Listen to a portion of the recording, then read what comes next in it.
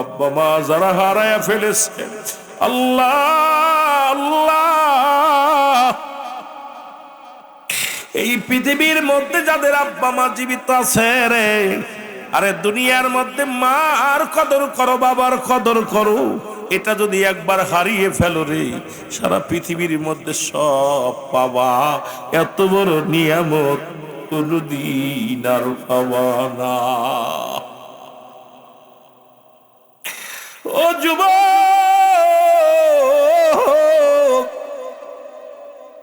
যাদের আব্বা মা নাই, আগামীকাল ফজরের নামাজটা শেষ করে মা বাবার কবরের পাশে দাঁড়াইয়া ইস্তেগফার পড়িয়া, সূরা ফাতিহা 3 বার পড়িয়া, সূরা ইখলাস 10 বার, দুরূদ শরীফ 11 বার, কয়েকবার পাঠ করিয়া কবরের পাশে দাঁড়াইয়া চোখের পানিগুলো ছেড়ে ছেড়ে ডাকবে আর বলবে, রব্বির হামহুমা কামা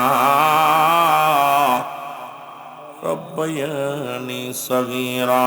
বলে, রব্বির হামহুমা কামা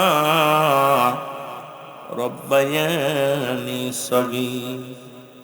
এইটাও যদি না পারো যুবক শোন, এটাও যদি না পারো, ওই বাবা মায়ের কবরের পাশে দাঁড়াইয়া দুটি চোখের পানিগুলো টাচ করে ছেড়ে দে, ডাক দে, বল, আল্লাহ আমার আব্বা আমার এতিম বানাইয়া এই কবরে শুয়ে আছে, আমার মা আমার এতিম বানাইয়া এই কবরে শুয়ে আছে, আল্লাহ আব্বা মার কবরের গুনাহ মাফ করে দেয়, আল্লাহ আমার আব্বা মার কবরটা জান্নাতের বাগান বানায় দাও। যদিও না পারো, এটাও যদি না পারো, ওই সকাল সন্ধ্যা বেশি বেশি রাসূল বলছে তোর আব্বা মার কবরটা জিয়ারত করবি রে। বাপ মার কবরের পাশে দাঁড়াইয়া আজকে কে কে ফজরের নামাজ পড়ে আব্বা মার কবরটা জিয়ারত করেছো, হাত তুলে দেখাও। একটা মানুষ মাত্র গেছে কবরের পাশে, আর বাকিগুলোর বুঝি আব্বা মা মরে না। রাসূল বলছে বেশি বেশি করে কবরটা জিয়ারত করতে। আব্বা মা এই দুনিয়ার ভিতর থেকে চলে গেছে, আজকে তারা দোয়ার কাঙ্গাল, তারা ভিখারি, তোরা দোয়া করলেই না, এমন একদিন তোমরাও চলে যাবা, তোমাদের ছেলেও আড্ডা মারবে, আনন্দ ফুর্তি করবে, তোমার কবরের পাশে দাঁড়াবে না। এই জন্য অনুরোধ করি, ও যুবক, ও যুবকায়, আমিও যুবক ছিলাম, ওরে আমিও যুবক ছিলাম, এখন দাড়ির মধ্যে পাক ধরেছে, চুলের মধ্যে পাক ধরেছে, তার মানে আর বুঝতে বাকি নাই, আজরাইল আমার পিছু লাগছে, কখন যেন ধরা পড়ে যায়। আমার বাজানেরা শুনে নাও, এই হলো দুনিয়ার নিয়ম। এইটা বড় কষ্ট লাগে রে মুসলমান, শুনি নাও। পৃথিবীর মধ্যে বাবা মার প্রতি তোদের কেন ভালোবাসা নাই রে যুবক? বাবা মার প্রতি কেন তোদের শ্রদ্ধা নাই? পৃথিবীর মধ্যে জীবিত থাকতে 7টা হক, 1 নাম্বারই হলো তাদেরকে মুসলমান পৃথিবীর মধ্যে শুনে নাও। ও যুবক, একটু দিলের কান্ডা লাগে শোনো গো। 1 নাম্বার হলো তাদের প্রতি শ্রদ্ধাশীল হওয়া লাগবে। 1 নাম্বার হলো তাদের প্রতি শ্রদ্ধাশীল হওয়া লাগবে। কিসের কোন মৌলবী দেখার সময় নাই, কোন হাফেজ সাহেব, কোন কারি সাহেব দেখার সময় নেই, কোন এসপিডিসি মন্ত্রী দেখার সময় নেই। আমার বাবা আমার মাথার তাজ, আমার মা আমার মাথার তাজ, আমার মা আমার কলিজা, আমার মা বাবা আমার কলিজা, আমার প্রাণ, আমার চোখ, আমার হৃদয়। এই পৃথিবীর মধ্যে 1 নাম্বার হলো তাদের প্রতি শ্রদ্ধাশীল হওয়া লাগবে। এত শ্রদ্ধা করবেন তাদেরকে, এত মুসলমান শোনো গো, একমাত্র সন্তানের কাছে পিতামাতা এত শ্রদ্ধাশীল হবে যা পৃথিবীর মধ্যে অন্য কে এত এই মর্যাদা থাকতে পারবে না।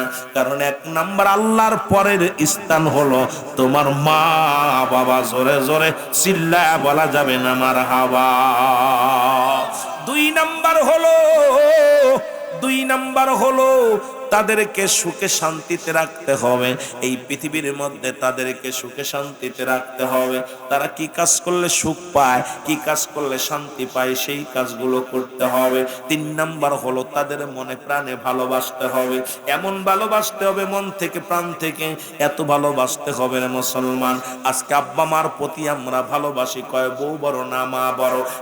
পৃথিবীর তামাম পৃথিবী একদিকে রে, তোমার মা একদিকে, তামাম পৃথিবী একদিকে, তোমার বাবা একদিকে। এই জন্য তাদেরকে মনে প্রাণে ভালোবাসতে হবে। লিপসন ভালোবাসলে হবে না, মানুষ দেখানো ভালোবাসা হলে হবে না রে মুসলমান। এই পৃথিবীর মধ্যে রক্ত পানি কত না মা, যখন ডেলিভারি সন্তানের সময় কত রক্ত পানি প্রবাহিত হয়। মা জননী বারবার বাবার পায়ে ধরেছিল, আমি যদি মারা যায় মাফ করে দিও। এত কষ্ট করার পর ডেলিভারি হলো, সন্তান সিজার করা হলো, সন্তান কালো হয়েছে, সন্তান টেরা, সন্তান বুবা। মা ওই সন্তানের সুমা দিয়া দুনিয়ার সব দুঃখ ভুলে যায়। এই রাসূল বলছে, এই জন্য তোমাদের পিতা মাতা এই পৃথিবীর মধ্যে তাদের মনে প্রাণে ভালোবাসতে হবে। এমন ভালোবাসো রে, সারা পৃথিবী একদিকে, তোমার মা তোমার বাবা একদিকে। সারা পৃথিবী চাই না, ধন সম্পদ চাই না, টাকা চাই না, বাড়ি চাই না, গাড়ি চাই না, সুন্দরী বউ চাই না, চাই আমার মা, চাই আমার বাবা। এই নিয়ামত যেন পাইয়া কেউ অবহেলা না করি, জোরে বলেন মারহাবা। 5 নাম্বার হলো মুসলমান তাদের প্রয়োজনীয়তা পূরণ করতে হবে। 6 নাম্বার হলো মুসলমান তাদেরকে পৃথিবীর মধ্যে তাদের কথা মেনে চলতে হবে, তাদের কথার বাইরে যাওয়া যাবে না। মুসলমান শুনে নাও, শুনে নাও। 7 নাম্বার হলো তাদের সঙ্গে যোগাযোগটা ঠিক রাখতে হবে। সুতরাং আব্বা মার সঙ্গে যোগাযোগ ঠিক রাখা লাগবে। বাবা মার মনে কষ্ট দেওয়া যাবে না।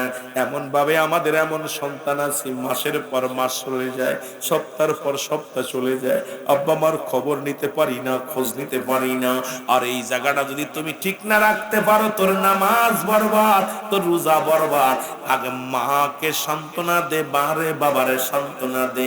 আব্বা মা যদি একবার রাজি হয়ে যায়, রব্বে কারীম তোর উপরে রাজি খুশি হয়ে যাবে। জোরে জোরে চিল্লা বলা যাবে না মারহাবা। ওরে মা বাবার কথা মতো যে জন চলে না, বলো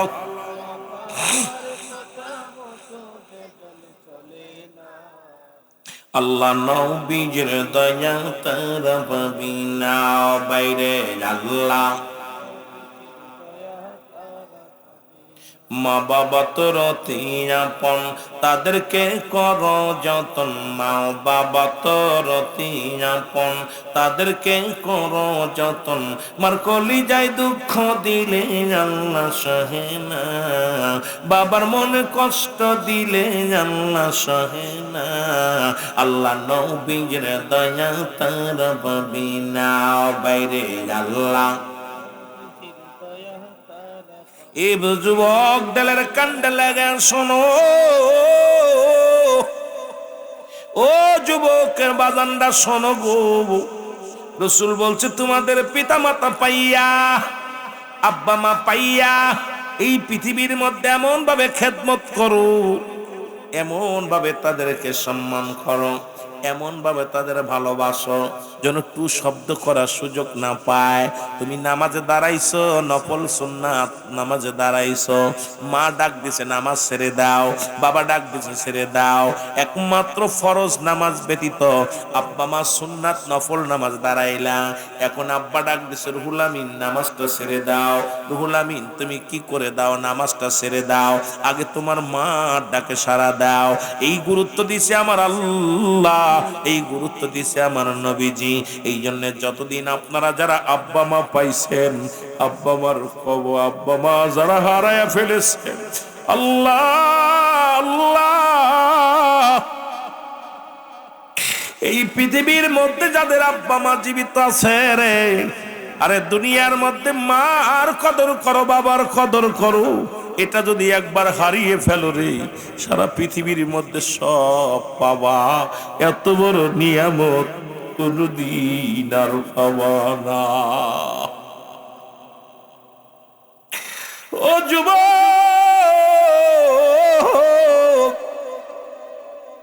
যাদের আব্বা মা নাই, আগামীকাল ফজরের নামাজটা শেষ করে মা বাবার কবরের পাশে দাঁড়াইয়া ইস্তেগফার পড়িয়া সূরা ফাতিহা 3 বার পড়িয়া সূরা ইখলাস 10 বার দুরূদ শরীফ 11 বার কয়েকবার পাঠ করিয়া কবরের পাশে দাঁড়াইয়া চোখের পানিগুলো ছেড়ে ছেড়ে ডাকবে আর বলবে রব্বির হামহুমা কামা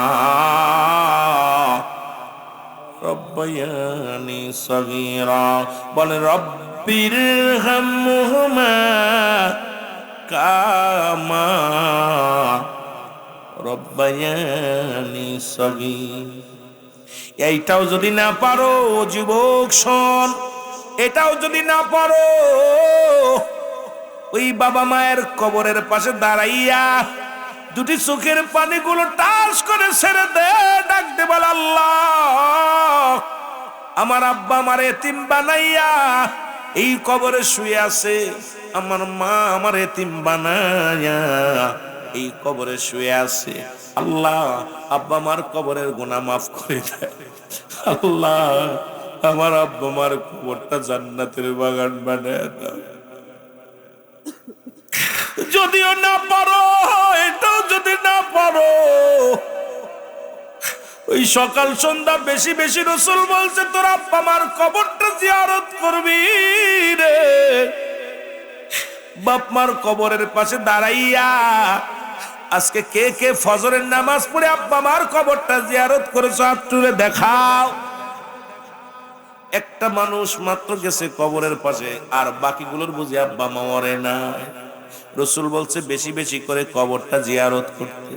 আব্বা মা এই দুনিয়ার ভিতর থেকে চলে গেছে, আজকে তারা দোয়ার কাঙ্গাল, তারা ভিখারি, তোরা দোয়া করলেই না, এমন একদিন তোমরাও চলে যাবা, তোমাদের ছেলেও আড্ডা মারবে, আনন্দ ফুর্তি করবে, তোমার কবরের পাশে দাঁড়াবে না।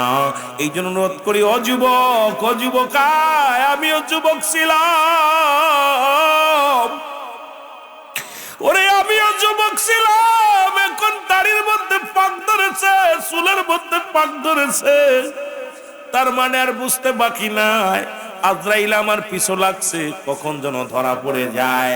আমার বাজানেরা শুনে নাও, তদ্রুপ রাসূল বলছে তোমরা বেশি বেশি কবর জিয়ারত করো, মাজার জিয়ারত করো, কারণ বান্দা যখন ওই কবরের পাশে মাজারের পাশে দাঁড়ায় যায় দুনিয়াবি মোহ কেটে যায়, পরকালের কথা চিন্তা পড়ে যায়। এই জন্য বেশি বেশি আব্বা মার কবরের পাশে দাঁড়াইবা। ও আমার সোনার বাবারা শুনে নাও, ফজরে পারো নাই জোহরে দাঁড়াও, জোহরে পারো নাই আসরে দাঁড়াও, আসরে পারো নাই মাগরিবে দাঁড়াও, মাগরিবে পারো নাই রাত্রি শান নামাজটা পড়ে অন্ধকার রাত্রে পার কবরের পাশে দাঁড়ায় ডাকতে বলো রব্বে কারীম,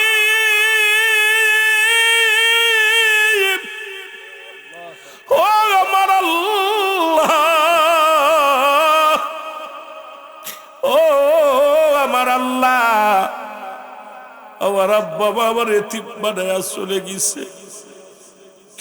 আল্লাহ আব্বা মার কবরখানা তুমি জান্নাতের বাগান বানিয়ে দাও। তুমি এমন করে যাইবা সেরে বাবা জানা ছিল না, বলো তুমি এমন করে যাইবা সেরে মাগো জানা। আমি দেখা গেলাম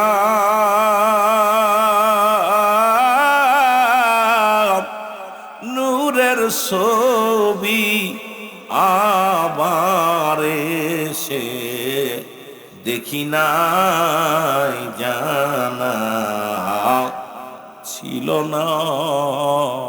যারা মা হারাইছেন, বাবা হারাইছেন, যারা পীর হারাইছেন, একটু আমার চোখের পানি ছেড়ে ডাকতে বলেন তুমি যেমন করে যাইবা সেরে মুর্শিদ জানা ছিল না আমার জানা। আমি দেখা গেলাম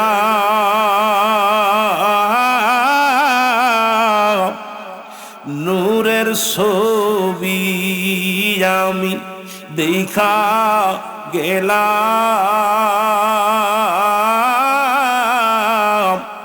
নূরের ছবি আবার এসে আয় হায় ফিরে এসে দেখি নাই জানা ছিল না আমার জানা। একই ডালে দুটি পাখি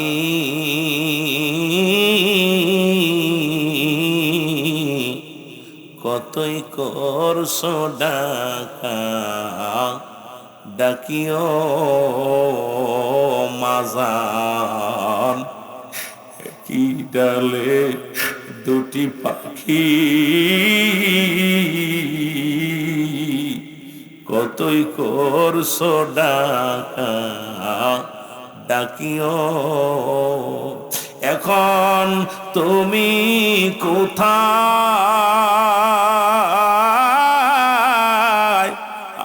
আমি কোথায় মাগো তুমি কোথায়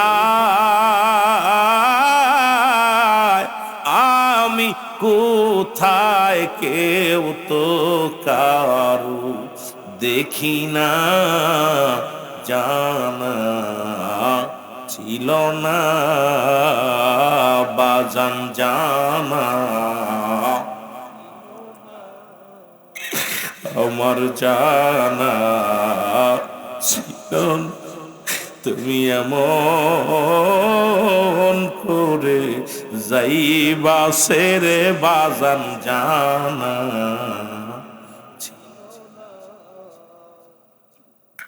আত্মাতে আত্মা মিশায়া বলছো মাগো কতই কথাও মাগো আত্মাতে আত্মা মিশায়া বলছো বাজান কতই কথাও। এখন তুমি কোথায়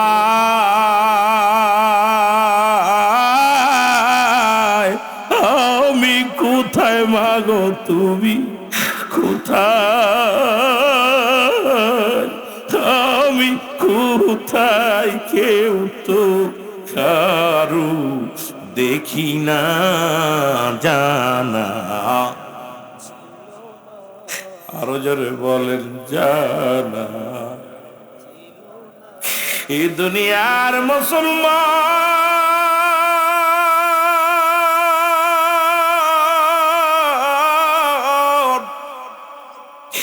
মার মতো দরদি হয় না, বাবার মতো দরদি হয় না, পীরের মতো বান্ধব হয় না। আজকে যাদের মা নাই রে বাবা নাই রে আল্লাহ, সামনে রমজান মাস, শীতের রাত্রে মা উঠাইয়া দিত সেহরি খাইতাম, মা ইফতার গুছাইয়া দিত খাইতাম। আজকে মাও নাই বাবাও নাই, কে আর ডাক দিবে রে সেহরি খাইতে, কে আর ডাক দিবে ইফতার করার জন্য, কে আর মুখ দেখে যে মনের কষ্ট বুঝবে রে। ছেলে চাই সম্পদ, বিবি চাই ভালোবাসা, মেয়ে চাই সম্পদ, মা চাই শুধু একমাত্র সন্তানের সুখ, বাবা চায় একমাত্র সন্তানের সুখ। আজকে এমন দরদি যাদের নাই, আল্লাহ আল্লাহ সেই আব্বা মার কবরখানা তুমি জান্নাতের বাগান বানিয়ে দিও। জোরে জোরে চিল্লায় বলা যাবে না মারহাবা। মহব্বতের সঙ্গে দুরূদ শরীফ পড়েন আল্লাহুম্মা।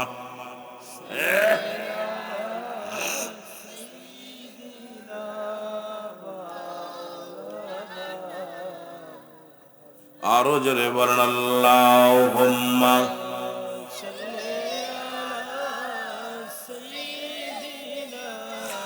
মাওলানা মুহাম্মাদ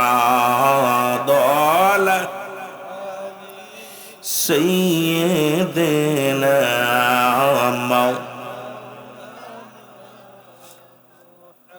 এই দুনিয়ার মুসলমান শুনে নাও, এই জন্য যাদের আব্বা মা বেঁচে আছে আমি অনুরোধ করব রাত্রে বাড়ি যাইয়া বাবার পা দুইখানা জড়ায় ধরবে, জড়ায় ধরে বলে আব্বা জান জীবনে যত ভুল করেছি ক্ষমা করে দাও। মার পায়ের মধ্যে পড়ে যাবি, চাবি মাপ মাগো মাফ করে দাও। যদি আব্বা মা মাফ করে দেয় তোর কপাল বালা, আর যদি মাপ না করে তোর কপাল মন্দ। তোর মতো কপাল পোড়া মানুষের দোয়া কবুল হবে না, রোজা রেখে কাজ হবে না, যাকাত দিয়ে কাজ হবে না। এ মুসলমান, বাইতুল মুকাররমের খতিম হইলেও কাজ হইতো না। আব্বা মারে যদি সন্তুষ্ট না রাখতে পারো, কত না বাবা মার কত ধমক দিয়ে কথা বলছো, বাবা মার অবাধ্য হইয়া কত অন্যায় করছো। বাড়ি যাইয়া মায়ের পায়ের নিচে পড়ে যাও, বাবার পায়ের নিচে পড়ে যাও। এই দুইটা জায়গা ঠিক রাখো আর ইবাদত করো আমার আল্লাহর। মৃত্যুর পরে পরে তুমি হবে জান্নাতি, তুমি হবে জান্নাতি, তুমি হবে জান্নাতি। ও যুবক, দিলের কান্ডা লাগা শোনো, 5 নাম্বার নবীজি বলছে এই সব 5 নাম্বারের ভিতর বয়ে থাকলে রাত শেষ হইব গো। এই বিস্তারিত আলোচনা করতে যাইয়া সময় চলে যাবে রে যুবক। 5 নাম্বার হলো নবীজি বলছে মাহে রমাদান মাস, এই মাসটাও গনিমতের মালের সঙ্গে তুলনা করছে। এই মাসটা পাইয়া খবরদার রোজা ছাড়বি না। এই মাস পাইয়া এ মুসলমান একটা তারাবি ছাড়বি না। এই মাসটা পাইয়া গুনার কাছে যাবি না। এই মাসের মধ্যে ও যুবক, এই মাসের মধ্যে কুরআনুল কারীম নাজিল হয়েছে। এই মাসের মধ্যে মুসলমান লাইলাতুল কদর আছে। এই মাসের মধ্যে যুবক শুনে নাও, এই মাসের মধ্যে মুসলমান 20টা ফজিলাতপূর্ণ মুসলমান সবের কাজ রয়েছে। এই মাসের মধ্যে ইফতার আছে, এই মাসের মধ্যে রোজা আছে, এই মাসের মধ্যে সেহরি আছে, এই মাসের মধ্যে সদকা আছে। রাসূল বলছে এই মাসটা গুরুত্বপূর্ণ, এই মাসটা যেন গনিমতের মালের মতো। এই মাসটা পাইলে আঁকড়ে ধরবা।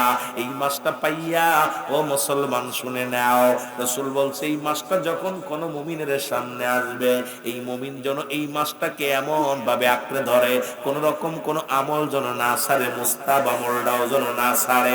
এ মুসলমান শুনে নাও, শোনো, এই মাসটা যদি কোনো ব্যক্তি একটা মুস্তাব আমল করলো, অন্য মাসে একটা মুসলমান সুন্নাতের সমতুল্য হবে। এই মাসে যদি কোনো ব্যক্তি একটা সুন্নাত আমল করে, ওই মাস অন্য মাসের ফরজ আমলের সমতুল্য সওয়াব হবে। এই মাসে যদি 1 টাকা কোনো ব্যক্তি দান করে, অন্য মাসে 70 টাকা দান করলে সেই সওয়াব হবে। এই জন্য রাসূল বলছে এই মাসটা গুনাহ মাফের মাস। এই মাসটা হলো মুমিনের জন্য বড় মাস, নিয়ামত মাস। এই একবারে বললাম রজব মাস হলো আল্লাহর, শাবান মাস হলো আমার নবীর, আর এই রমাদান মাস হলো নবীর উম্মতের। সুতরাং এই মাসটা পাইয়া কপাল পুরারা হোটেল বন্ধ হয় না। এই মাসটা পাইয়া এই মাসে রোজা রাখে না। এই মাসটা পাইয়া দান সদকা করে না। এই মাসটা পাইয়া তারাবি পড়ি না।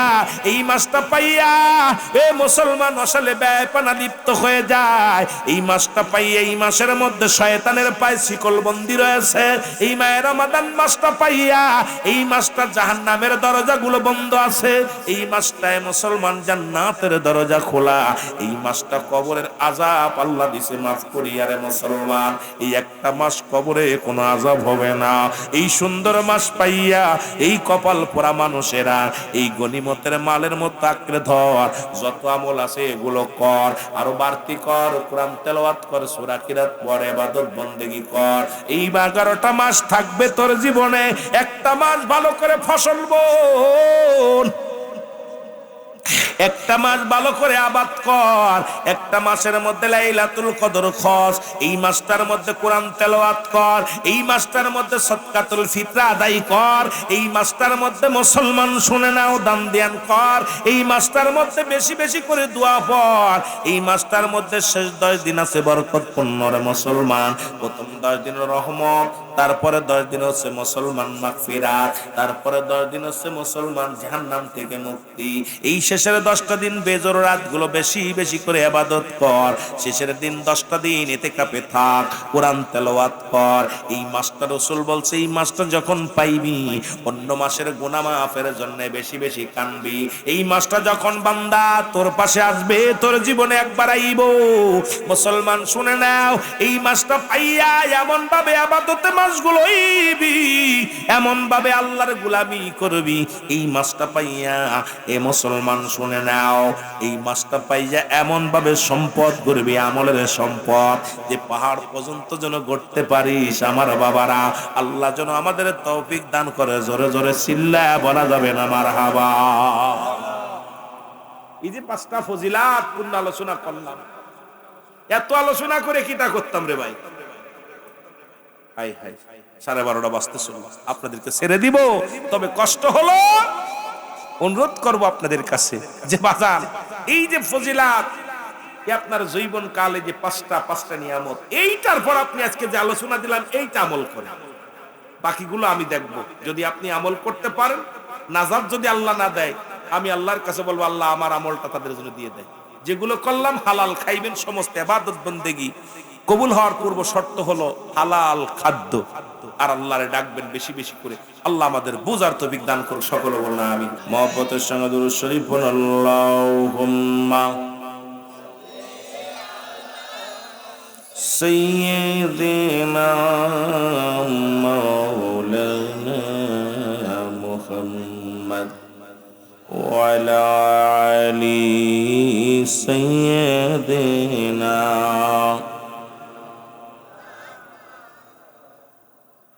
এ ভাইরা আমার, বন্ধুরা আমার, আল্লাহ রাব্বুল আলামিনের রিয়াজুল জান্নাহ বেহেশতের বাগান, এই জান্নাতের বাগানে আসার মতো বসার মতো সুযোগ দান করল।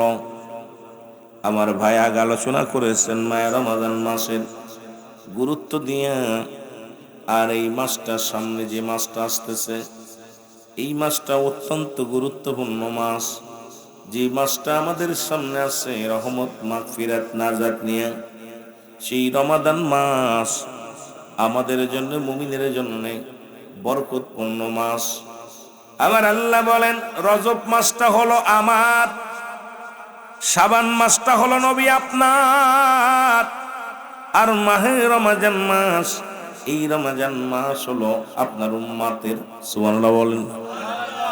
সুতরাং আমাদের রব্বে কারীমের মাস রজব মাস যখন আসলো, এই মাসটা যখন আমাদের থেকে বিদায় হয়ে গেল, ওই মাসটা ছিল রব্বে কারীমের জন্য।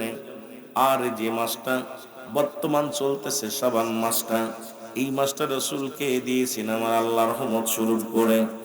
আর রাসূলের উম্মতের জন্য যে মাসটা দান করেছে সেই মাসটা হলো মাহে রমজান মাস, যে মাসটার মধ্যে 3টা ভাগ করেছে, রহমত, মাগফিরাত, নাজাত। জোরে জোরে চিল্লায়া বলা যাবে না আল্লাহু আকবার। এই যে রাসূল বলছেন মানুষের ভিতরে 5টা জিনিস, 5টা নিয়ামত পাইয়া ওই ব্যক্তি যেন গনিমতের মাল মনে করেন। খুব খেয়াল, যদিও রমজান মাসের আলোচনা আমার ভাইজান করেছেন, আমি একটু টাচ দিয়ে আমি মূল আলোচনায় চলে যাব। যেহেতু আর সবেমাত্র একদম আমাদের নাকের ডাগায় চলে আসছে রোজা, এই রোজার মাসটা পবিত্র মাস। রাসূল বলছে বান্দার, প্রতিটা বান্দার জীবনে 5টা গুরুত্ব বিষয়, এই গুরুত্ব বিষয়ের পুরোপুরি গুরুত্ব আমাদের রাখতে হবে। এই 5টা দিক, 5টা নিয়ামত যদি কোনো ব্যক্তি পায়, এই ব্যক্তিটা যেন গনিমতের মালের মতো হেফাজত করে। যেমন যুদ্ধের ময়দানে কাফের বেঈমানেরা যখন পরাজয় হয়েছে, তাদের মালামাল যখন ফেলে থুয়ে গেছে, রাসূল বলছে যে যেটা পারবে তোমরা নাও। গনিমতের মাল যেমন কোনো হিসাব নাই, হিসাব ছাড়া যে যেটা পারবে সেই সেটা ভক্ষণ করবে, সেই সেটা নিবে। তদ্রূপ নবীজি বলছেন প্রতিটা মানুষের জীবনে 5টা করণীয় মায়ের রমাদান মাস আসার আগে। এর মধ্যে এই আসার আগে হলো 4টা জিনিস, আর একটা হলো মায়ের রমাদান মাস।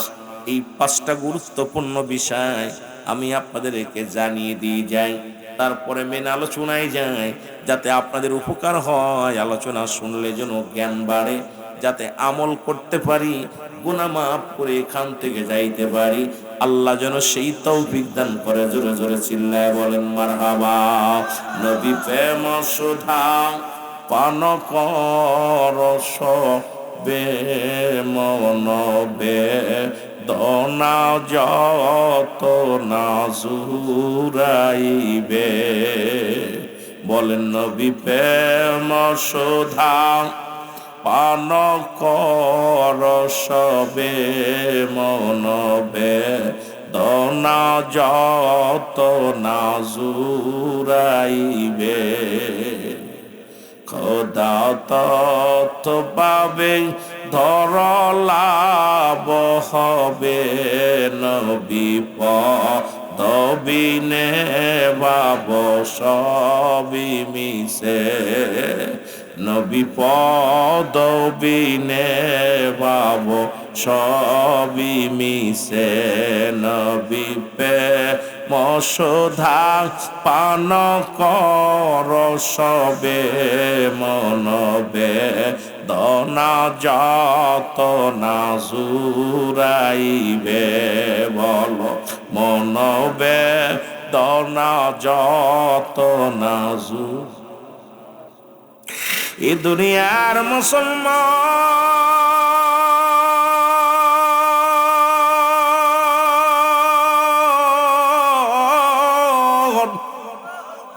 রাসূল বললেন 5টা জিনিস তোমরা গনিমতের মালের মতো তোমরা ধরো। ও যুবক, দিলের কান্ডা লাগা শোনো। তার মধ্যে 1 নাম্বার হলো তোমার যৌবন কাল। 1 নাম্বারে হলো যৌবন কাল। এই যৌবন কালের গুরুত্ব দিছে আমার নবীজি বলছে, ও বন্ধু শুনে নাও, এই যৌবন বয়সের ইবাদত বন্দেগী আল্লাহর কাছে বড় প্রিয়, আমার মাওলার কাছে বড় প্রিয়। যৌবন বয়সী হবে জান্নাতি, যুবক বয়স হবে জান্নাতি। এ যুবক ভাইরা শুনে নাও, যুবকদের জান্নাতের সরদার হবে আল হাসান আল হুসাইন। এই যুবকদের যুবক বয়সে একবার আল্লাহ বলবেন, বুড়ো বয়সে 1000 বার বললেও এইরকম ফায়দা লড়তে পারবেন না। এই জন্য রাসূল বলছে যৌবনের গুরুত্ব দিছে বেশি। এই যৌবন বয়সটা পাইলে, এই যৌবন বয়সটা মুসলমান বেশি বেশি করে ইবাদত করো। রাসূল বলছে যৌবন কালটা গনিমতের মালের সঙ্গে তুলনা করছে রে। যৌবন বয়সে যেটা করা সম্ভব, বুড়ো বয়সে সেটা করা সম্ভব নয়। এখন বুড়া হয়েছেন, মাজায় ব্যথা, কানে ব্যথা, পেটে ব্যথা, দাঁতে ব্যথা, খায়া শান্তি নাই, ঘুমায় শান্তি নাই, ইবাদত করে শান্তি নাই, দৌড়াইতে পারবেন না, কাউরে দাবড়াইতেও পারবেন না। এই জন্য রাসূল বলছে যৌবন কালটার গুরুত্ব দিছে মুসলমান শুনে নাও। এই যৌবন বয়সটা দেখেন, আপনি চাকরি করবেন, সরকারকে দিছেন, এই 30টা বছর যৌবন কাল কাটাইলেন, সরকারকে দিলেন, সর্বশেষে তো আপনাকে রিটায়ার দিয়ে দেবে। যদি এই যৌবন কালটা সরকারকে না দেন, আপনাকে কিন্তু রিটায়ারও দেবে না, টাকাও দিবে না। এই জন্য যৌবন কালটা বেশি বেশি আল্লাহরে ডাকবেন, যত বেশি নফল নামাজ পড়বেন, কোরআন তেলাওয়াত করবেন, দান খয়রাত করবেন। এই যৌবন বয়সে বেশি বেশি মাওলারে ডাকবেন, বেশি বেশি ইবাদত বন্দেগী করবেন। ওই বুড়ো বয়সে গেলে প্রস্রাব ফোটে ফোটে পড়বে, রুকু সেজদা ঠিক মতো করতে পারবেন না। ও আমার যুবক বন্ধুরা, এই জন্য রাসূল বলছে যৌবন বয়সটা তোমরা গনিমতের মালের সঙ্গে তুলনা করছে রে। এই যৌবন বয়সটা যখন তুমি পাইবা, এই জীবনটা এমন ভাবে ইবাদতে মাশগুল হয়ে যাবা, এমন ভাবে রব্বে কারিমের গোলামি হয়ে যাবা, এমন ভাবে এই সময় তোমরা পাপ কাজ থেকে লিপ্ত দূরে থাকবা, অন্যায় করবা না, জুলুম করবা না, গায়ের শক্তি দেখাইবা না, গায়ের বল খাটাইবা না। এখন গায়ের শক্তি পাইয়া তুমি তোমার ব্যবহার তোমার কেমন মন্দ হয়ে গেল। আমার রাসূল বলছে 2টা জিনিস যে ব্যক্তি হেফাজত করতে পারবে, এই যৌবন বয়সের যুবকেরা শুনে নাও। একটা হলো 2 গালের মধ্যবস্তু জিহ্বা, আর একটা হলো 2 পায়ের মধ্যবস্তু যেটা লজ্জা স্থান, পুরুষ লিঙ্গ স্ত্রীলিঙ্গ, এই দুইটা জিনিস যে ব্যক্তি কন্ট্রোল করতে পারবে, আমি নবী তার হাত ধরে জান্নাতে নিয়ে যাব। এই যৌবন বয়সটা বারবার বলবে গুনাহ করতে, শয়তান ধোঁকা দিবে, তোমার ভিতরে শয়তান ওয়াসওয়াসা করবে, তোমাকে নামাজ থেকে ফিরায়া দিবে, তোমাকে আজকে মাহফিল থেকে ফিরায়া দিবে, তোমাকে মদের নেশা বানায়া দিবে, গাজার নেশা বানায়া দিবে। এই যৌবন কালটা বন্ধু বান্ধব বেশি বানানো যাবে না। এই যৌবন কালটা যদি বন্ধু বান্ধব যারা বেশি বানাইছে তাদের জীবন নষ্ট হয়ে যাবে। বন্ধুরে ভালোবাসো কিন্তু বন্ধু বানায়ও না। যৌবন কালে বন্ধু বানাও তারে যে ব্যক্তি আযান দিলে মসজিদে ডাকে, যে ব্যক্তি কোরআন তেলাওয়াতের জন্য তোমারে তাগিদ দেয়, যে বন্ধু তোমারে ভালো পথের সন্ধান দেয়, যে বন্ধু তোমারে যদি যৌবন কালে বন্ধু বানাইলে হিসাব করে বানাইবেন। আমার রাসূল বলে, আবু বকর রে, পৃথিবীর মধ্যে যদি পৃথিবীর মধ্যে কাউকে বন্ধু বানাইতাম সেটা হলো তোমারে বানাইতাম, কারণ আমি বন্ধু বানাইছি আমার আল্লাহরে। কারণ এই যৌবন বয়সটা আমি আবু বকর তোমারে ভালোবাসি, আমি আবু বকর তোমারে মায়া করি, মহব্বত করি, কিন্তু আমার বন্ধু আমার একজন, তিনি আমার রব। সুতরাং আমি আল্লাহর প্রেমে পাগল। এই জন্য আমরা বন্ধু বানাইব কারে? আমরা বন্ধু বানাইব আল্লাহ রাসূলরে।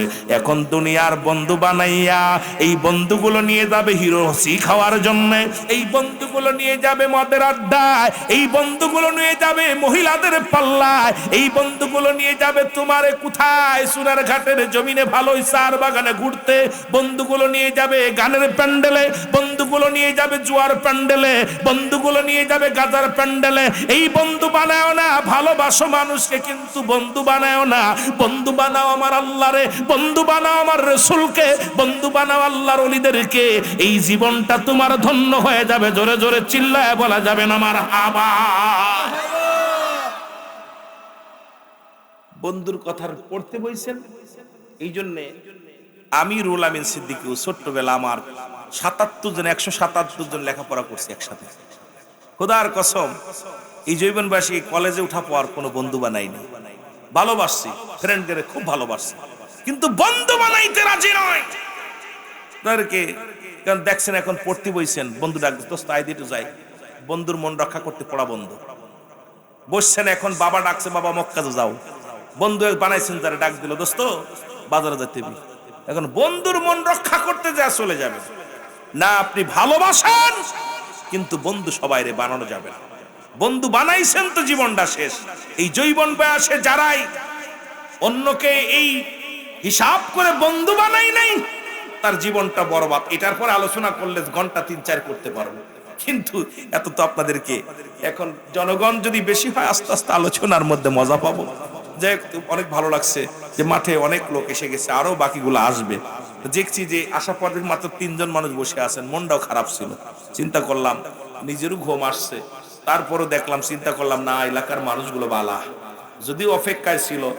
যেহেতু পরিচালক সাহেব মাইক ধরে বলছে আপনারা আসেন, সঙ্গে সঙ্গে চলে আসেন, আল্লাহ কবুল করুক। এই জন্যই আমরা আজ থেকে প্রতিজ্ঞা করব, আহারে হালাল খোর বন্ধু বানাইব, সুদখোর, ঘুষখোর, জিনাখোর, ব্যভিচারখোর, দাড়ি চাচা এগুলোর সাথে বন্ধুতাই থাকবে না। জোরে বলেন ঠিক কিনা?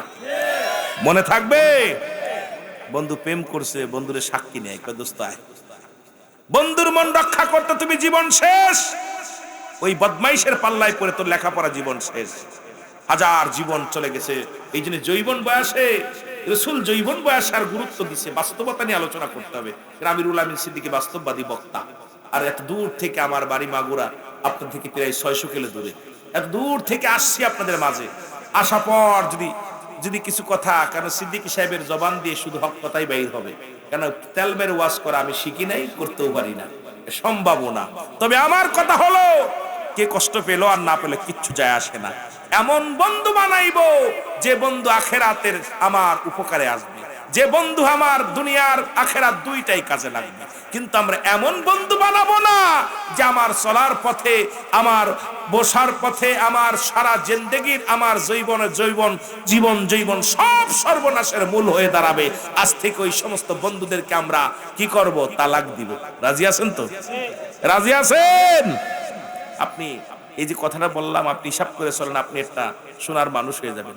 যে ছাত্ররা দেখবেন বন্ধু ভালোবাসেন সবাই, তাকে ভালোবাসেন, মায়া করেন, মহব্বত করেন, কিন্তু বন্ধু বানানো যাবে না। বন্ধু বানাইছেন তো মরছেন। আর এই বন্ধু যারা পরিত্যাগ করছে তারাই আজকে এসপিডিসি মন্ত্রী ভালো ভালো পর্যায়ে চলে গেছে। তাদের চিন্তা ছিল সামনে আগানোর, পিছনের দিকে না। আর আমরা যারা এই বন্ধুর পাল্লায় পড়েছি, ওই একটা মায়ের হাত ধরে নিয়ে চলে আসি, না হলে গাঁজা খাওয়া শিখছি, বিড়ি খাওয়া শিখছি, মদ খাওয়া শিখছি, মস্তানি করা শিখছি, ছুরি ধরা শিখছি, সন্ত্রাসী শিখছি, গালি দেওয়া শিখছি। এটা হলো আমরা শিখেছি। এই জন্যে রাসূল পাক সাল্লাল্লাহু আলাইহি ওয়াসাল্লাম আবু বকরকে বলতেছিলেন, আবু বকর রে, আমি যদি দুনিয়ার কোনো বন্ধুকে বন্ধু বানাইতাম তাহলে তোমাকে বানাইতাম, তোমাকে বানাই, আমি তোমাকে ভালোবাসি, সাথী বানাই, সব বানিয়েছি, কিন্তু বন্ধু আমার রব্বে করিম, আমি যতটুকু সময় পাই আমি আমার রব্বের গোলামি করি, কারণ ওই সময়টা আমার প্রেম থাকে আমার আল্লাহর সাথে, তোমার সাথে না। ভালোবাসা থাকে তোমার সাথে, কিন্তু প্রেম থাকে ডাইরেক্ট কার সাথে? আরো জোরে বলেন, কার সাথে? ও তোরা দেখলে ছবি পাগল হবি, দেখলে ছবি ওরে কাঁদবি বসে নিরালায়, তোরা কাঁদবি লাই, আমার দয়াল নবী যেই দেশে ঘুমায়, আমার দয়াল নবী প্রেম যদি করবি রে মন, বল প্রেম যদি শিখবি রে মন, সব সেরে চল মদিনায়, তোরা সব আমার দিনের রাসূল যেই দেশে ঘুমায়, আমার মায়ার নবী ও তোরা দেখলে ছবি পাগল হবি, দেখলে ছবি ওরে কাঁদবি বসে নিরালায়, তোরা কাঁদবি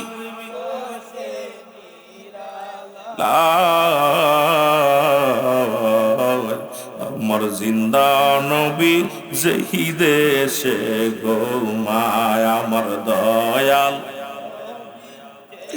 উম্মতের কান্ডারি নবী, আমার উম্মতের কান্ডারি নবী, আমার কাঁদিতেছেন নিরালায়, কাঁদিতেছেন নিরালায়, আমার দয়াল নবী যেই দেশে ঘুমায়, আমার দয়াল। এই দুনিয়ার মুসলমান,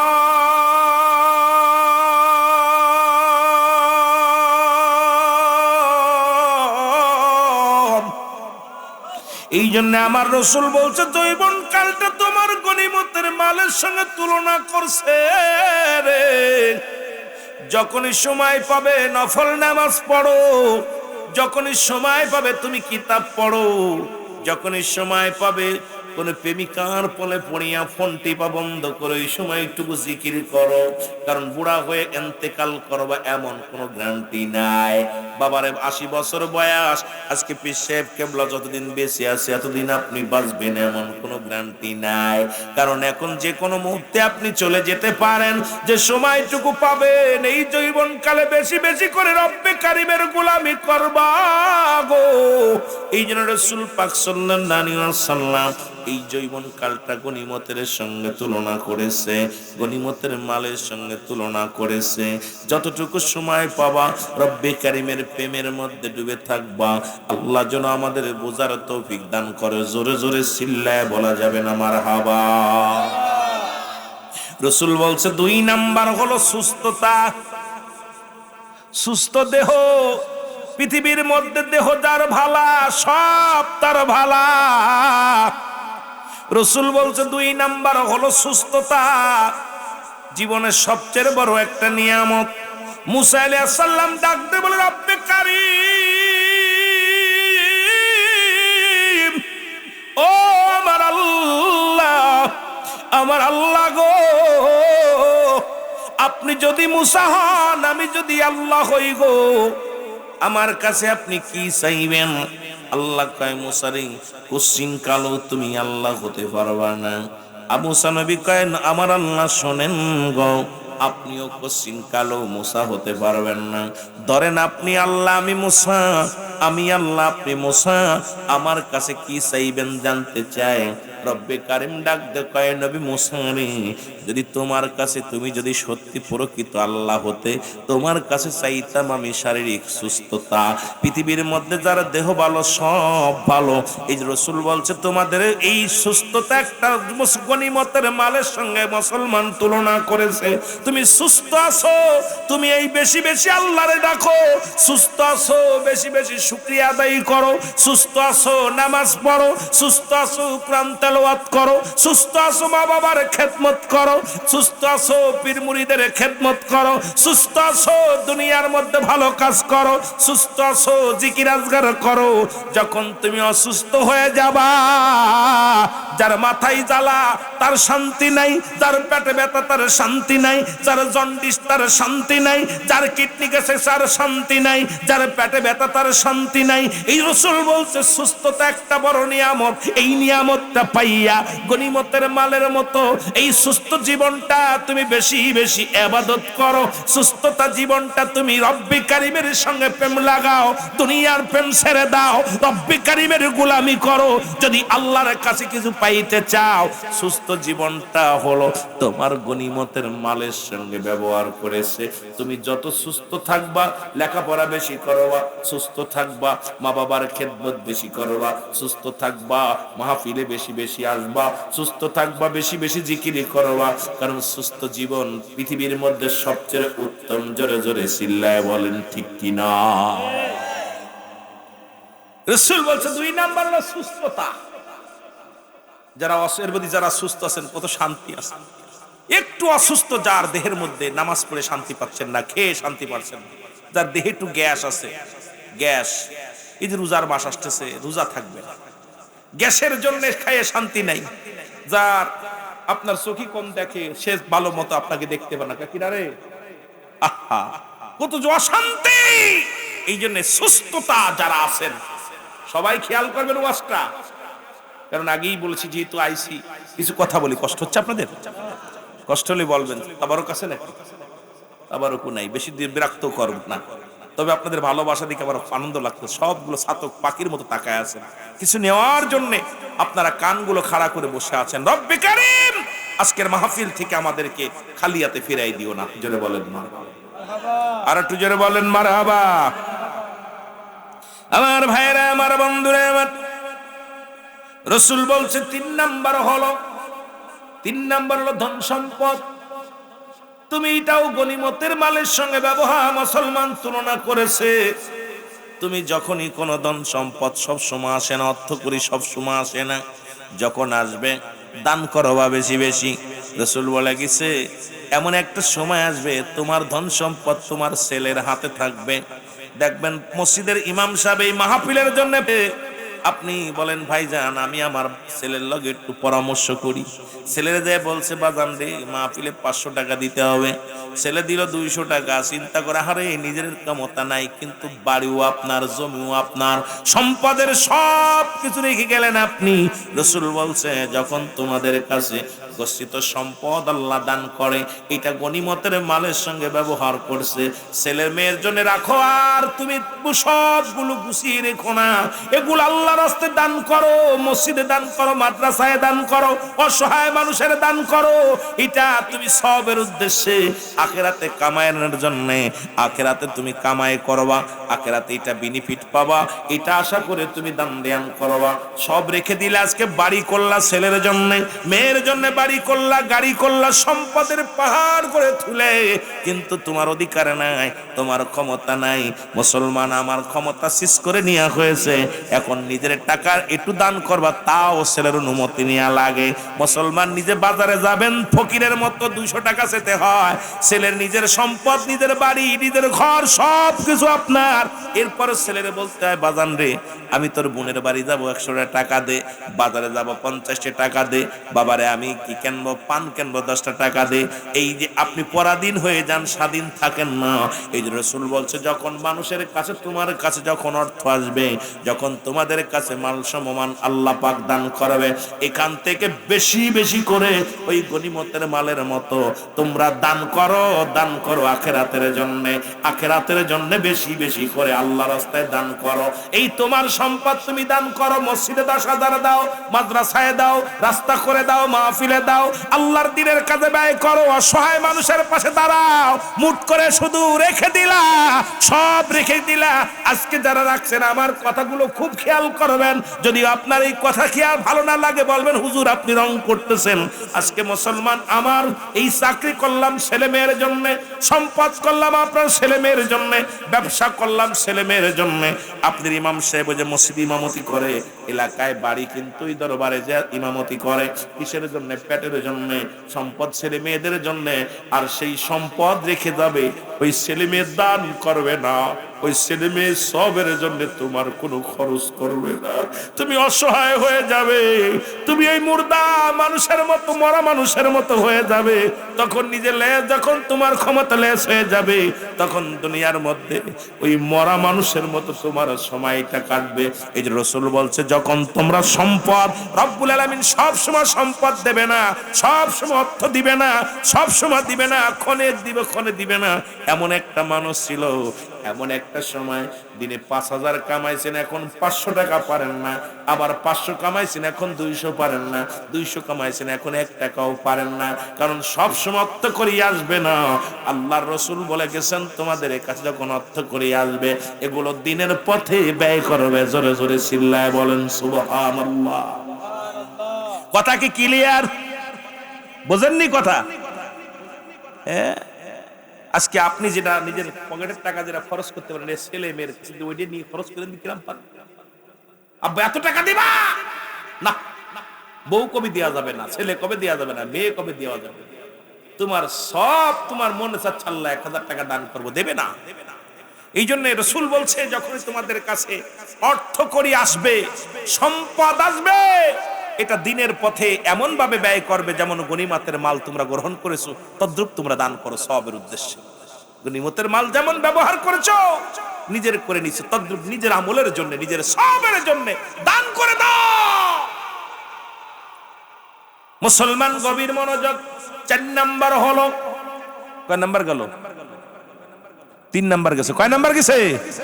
3 নাম্বার গেল। 4 নাম্বার হলো পৃথিবীর মধ্যে রাসূল বলছে 4 নাম্বার হলো তোমাদের পিতা মাতা। এই দুনিয়ার মধ্যে যারা পাবা গনিমতের মালের সঙ্গে সমতুলনা করছে, তোমাদের আব্বা, তোমাদের মা, এই দুইটা যারা দুনিয়ার মধ্যে পাবা, এমন ভাবে তাদের খেদমত করবা, এমন ভাবে তাদের খেদমত করবা, তাদের সম্মান করবা, তাজিম করবা, তাদের খেয়ে আস, তাদের সুখে শান্তিতে রাখবা, তাদের প্রয়োজনীয়তা পুরা করবা। তাদের কি লাগবে, তাদের যত সময় পাবা মা বাবার খেদমত করবা, পায়খানা প্রস্রাব ধোয়া দিবা, পারলে বাবারে তুমি খাওয়ায়া দিবা, পারলে বাবারে তুমি ঘুম পাড়ায়া দিবা, সারা রাত পরে মায়ের পাটে পো, বাবার পাটে পো। কারণ আব্বা মার মতো এত বড় নিয়ামত হয় না। আল্লাহর পরেই হলো আব্বা মার স্থান। রাসূল বলছে যদি কোনো ব্যক্তি তোমরা আব্বা মা পাইছো, পর গনিমতের মালের সঙ্গে তুলনা করছে রাসূল, তোমাদের আব্বা তোমার মা, এই দুইটা যে ব্যক্তি পাইলো, পৃথিবীর কারোর সঙ্গে তুলনা হবে না। সারা পৃথিবী একদিকে, তোমার মা বাবা একদিকে, সম্পদের পার একদিকে, তোমার মা বাবা একদিকে। পৃথিবীর মধ্যেই মা বাবা পাইয়া যে ব্যক্তি আমল করলো না, মা বাবার কাছ থেকে গুনাহ ঝরায় নিতে পারলো না। 3 শ্রেণী মানুষের দোয়া কবুল করেন আমার আল্লাহ।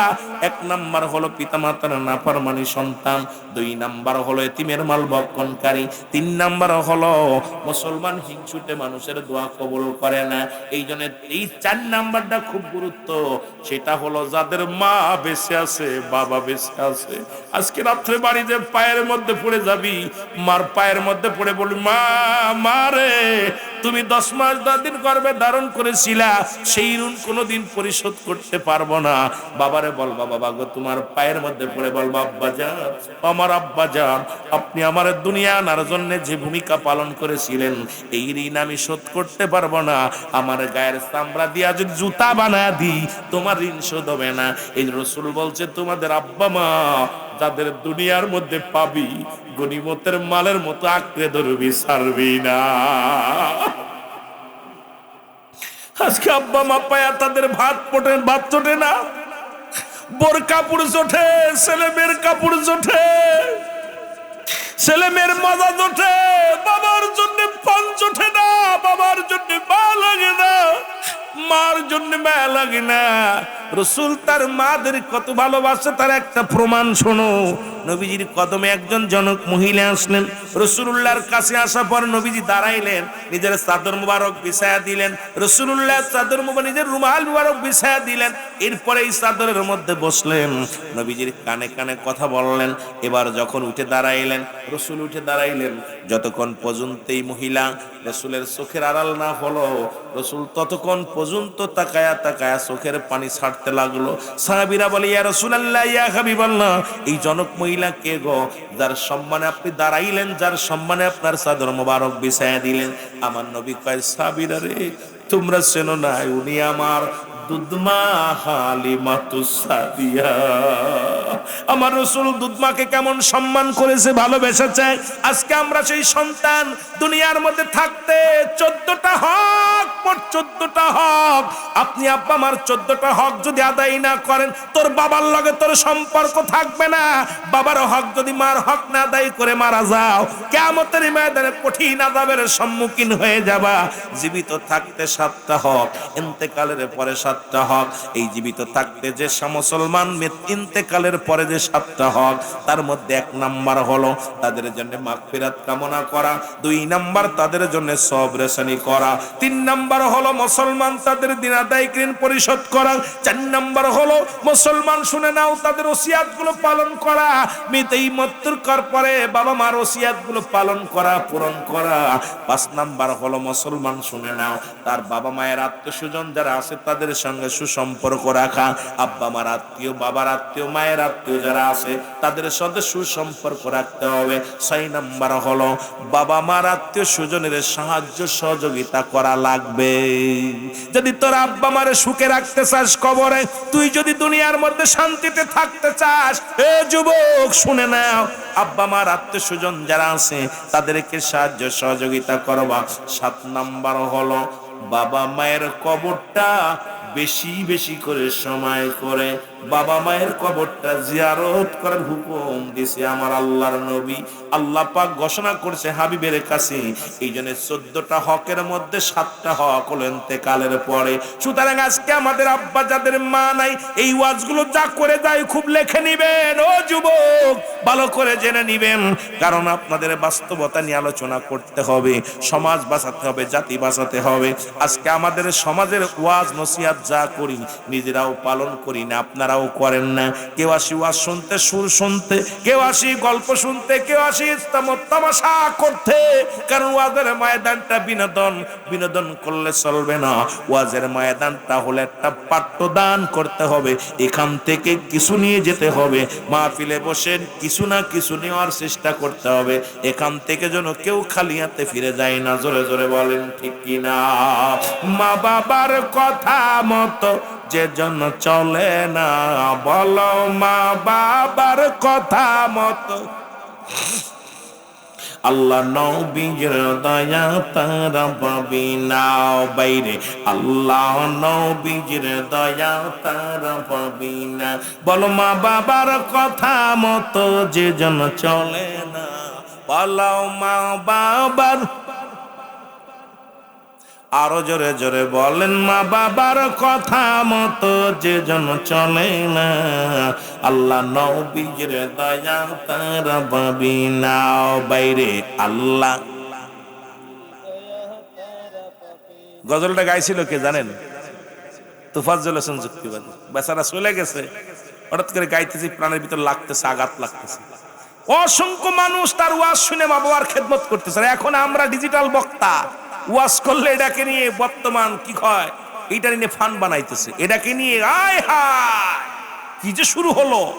আর এই মানুষটা তো এত কোরআন হাদিস দিয়ে আলোচনা করতো না। আলোচনার মধ্যে মানুষ দেখ ঘুষ ছাড়ছে, সুদ ছাড়ছে, মা বাবার প্রতি অনুগত্য হয়েছে, মা বাবার প্রতি প্রেম ছিল তাদের, কারণ সেই ওয়াজে ছিল তাসির, সেই ওয়াজে ছিল প্রেম। আর আমাদের ওয়াজ এখন ডিজিটাল। এর মা বাবার কথা মতো যে জন চলে না, বলো মা বাবার আল্লাহ নবীর দয়া তারা পাবি না। বাইরে আল্লাহ মা বাবা তোর অতি আপন, তাদেরকে কর যতন। মা বাবা তোর অতি আপন, তাদেরকে কর যতন। মা বাবা তোর অতি আপন, তাদেরকে কর যতন। মার কলি যাই দুঃখ দিলে আল্লাহ সহে না, বলো বাবার মনে কষ্ট দিলে আল্লাহ নবীর দয়া তারা পাবি না। বাইরে আল্লাহ নবীর দয়া, সুন্দরী বধূ পায়া তাদের বইল না, দুদিনের বিবি পায়া তাদের বইল না, আল্লাহ নবীর দয়া তারা পাবি না। বাইরে আল্লাহ এ যুবক, তোর মা তোর বাবা তোর কাছে কত বড় নিয়ামত, তোর কাছে কত বড় নিয়ামত। এটা বুঝবি যখন নিজেরা বাবা মা হবি তখন। এখন বুঝি না, আগে বুঝতাম না রে মুসলমান। এখন বুঝি সন্তান লালন পালন করতে কত কষ্ট হয়। সন্তানের জন্য বাবা পেটটি ভরে খায় না, মা ভালো মতো ঘুমায় না। এই শীতের রাত্রে মার কোল ভরে প্রস্রাব করে দেয় সন্তান, ছোট্ট সন্তান প্রস্রাব করে দেয়, মা বুকের পরে রাখে, বুকের পরে প্রস্রাব করে দেয়, মা ভিজা কাপড়ে শুয়ে থাকে। সারা রাত কেটে যায়, মা একবারও সন্তানকে কাছাড় দেয় না, সারা রাত ঘুমাইতে পারে না মা। ওই মা সন্তানের যন্ত্রণায় সন্তান সারা রাত কান্দে, সারা রাত পরে কান্দে। দুঃখিনী মা বালিশটা হেলান দিয়া সারা রাত জেগে জেগে সন্তানের দুধ পান করায়, সারা রাত ভরে সন্তানের আদর করে। সন্তানের ঠান্ডা লাগলে মা ঘুমাইতে পারে না, সন্তানের ঘুম পেট না বললে মা ঘুমাইতে পারে না। আজকে সেই সন্তানের পেট ভরে, মার পেটে খাবার নাই। এমন একটা দিন ছিল সন্তান না খাইলে মা কাঁদতো।